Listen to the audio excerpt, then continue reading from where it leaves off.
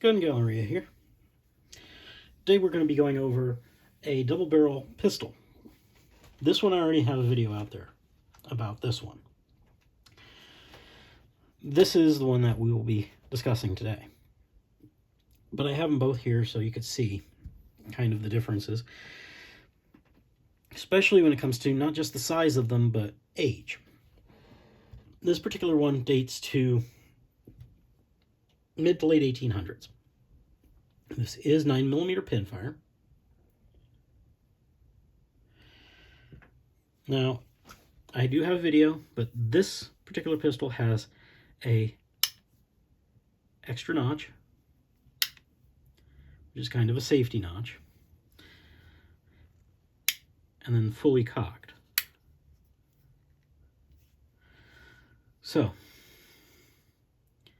this one was loaded by bringing the lever to the side, and you tip the barrel up.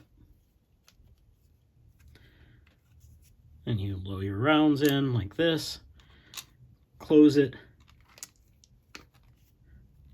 and bring that back. Now, you see it at the safety catch part there, and that's what it looks like all the way down. So, if I'm not massacring this, this is a Gurrucha.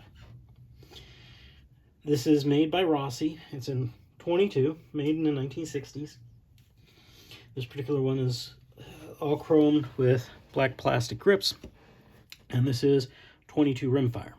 Now, it just says Rossi Cal 22, made in Brazil on the top.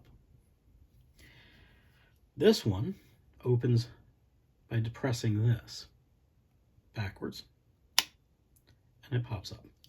So this is spring-loaded underneath by the similar spring as what you see for the catch here, and it's applying upward pressure. This one has an extractor, helps you get the rounds out once you've fired the pistol. That is actuated by a small black piece of metal you see down here. That goes in and is held in place by this screw. The barrel is also held in place by this screw. When you're going to put this back together, if you are going to take one of these apart, the furthest you're probably going to take it apart to begin with, if you were just simply wanting to make sure cleaning is a little bit easier, you can take the barrel off. Most of the rest of this is obviously pins, holding the various parts in place inside, including your triggers. This particular one was imported by Firearms International Corporation in Washington, D.C. And of course you have your logo on your grips. Now, this does not have a safety position, so to speak. What it's in currently is more or less a safety position. The hammers will not come forward to hit the firing pins. They will not come forward unless a trigger is depressed. So that locks out and blocks the hammer from falling forward and striking the 22. Now this will load 22 short, long, and long rifle. I would highly suggest only long rifle, just because it's chambered all the way there, and well, obviously shorter rounds, you have that travel distance for the actual bullet before it actually gets to the rifling. Now, both have bead front sight. These were not meant for obvious long-range shooting of any kind. Small design was designed for personal defense. Yes, it is a 22, not a lot of personal defense, but in some cases, if this is all you can get, you've got 2 shots. Now, I'm not sure, but these may have been no longer allowed to be imported as of 1968 because they did crack down on the small pistols being imported. So the Gun Act of 1968 would have made guns like this illegal to import. So the function is very simple. Pull that back, load in your 2 rounds,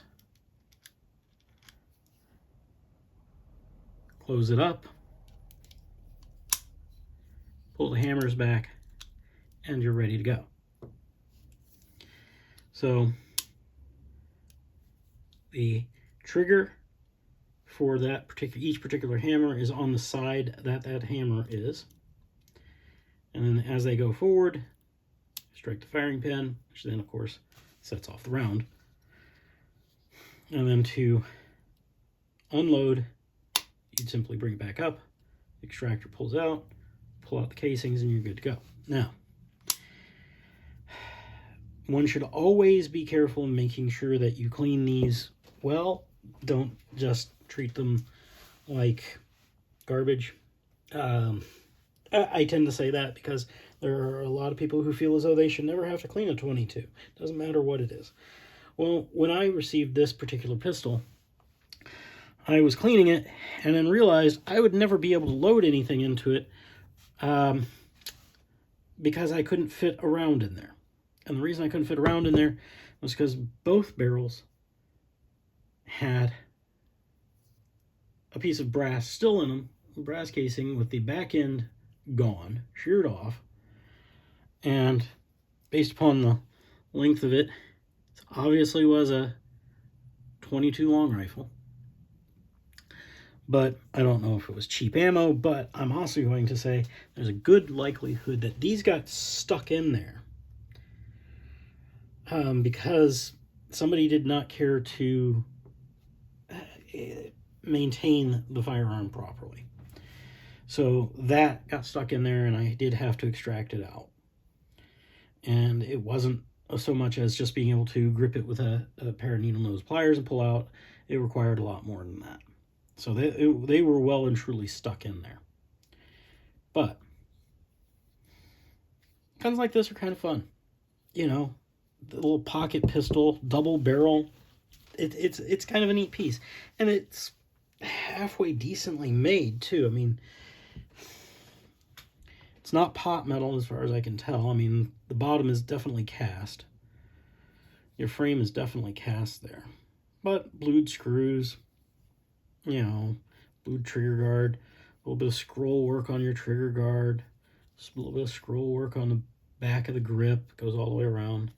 Serial numbers on the front side of the grips.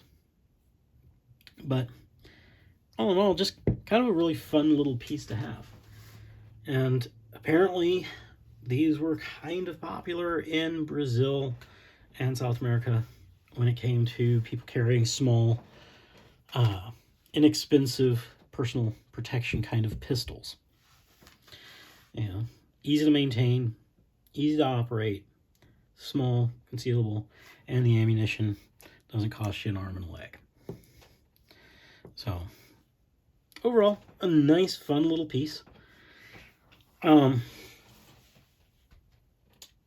know, I'm going to just keep bringing you different kinds of things as I come across them.